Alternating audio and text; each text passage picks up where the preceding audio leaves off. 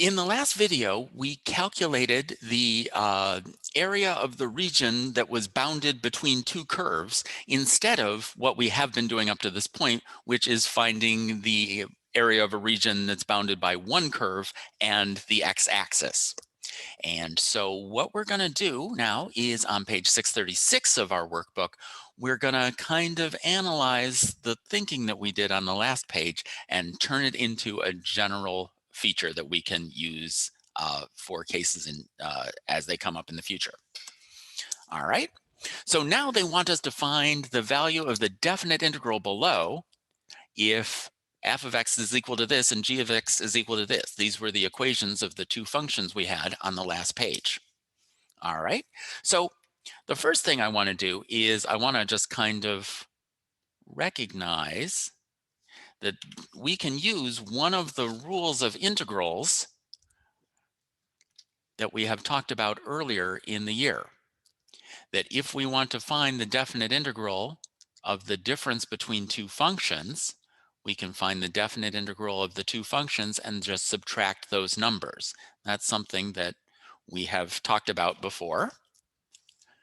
And so what this means is that if we calculate this integral, it's going to be the definite integral from -5 to 0 of f of x dx minus the definite integral from -5 to 0 of g of x dx. And so remember, this was kind of the area of that shape, and this was the integral, the area of this shape. So if we subtracted those two areas, it's going to give us the area of that shape. Okay, so this is going to be our technique for finding the area between two curves. We're just going to take the difference between the two curves. All right, and let me do the work here, I suppose. So the definite integral from -5 to 0 of -1/2 x squared minus 2x plus 4 minus 1/2 x plus 4 dx. All right, so we've got some common terms we can cancel out. So -1/2 x squared is going to be what it is. -2x minus 1/2 x is going to be -5/2 x. And then 4 minus 4 is going to be just 0. Those are going to cancel each other out. All right. So now we want to find the antiderivative of this function. And so this is going to be x to the third.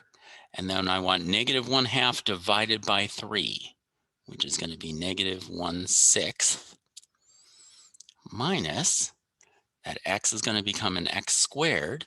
And then we're going to have 5/2 divided by 2. So that'll be 5/4. And we're going to evaluate that from -5 to 0. Ugh, I am not looking forward to this. Okay, let me stop complaining. All right, this is not going to be so bad, at least for the 0. So when we put 0 into this, it's going to be 0 minus, so -1/6 times, well, -5 cubed minus 5/4 times -5 squared. All right, is calculator time. All right, so let's see, -5, -5 cubed is -125 times, so that's divided by -6. All right, so that's -20.83 repeating. All right, and then -5 squared is 25 times 5 divided by 4 is 31.25. 31.25. All right. And so that's just going to equal 31.25 minus 20.83 minus 20.83. And that is equal to 10.42. All right, and what do we notice about this value? Does that sound familiar?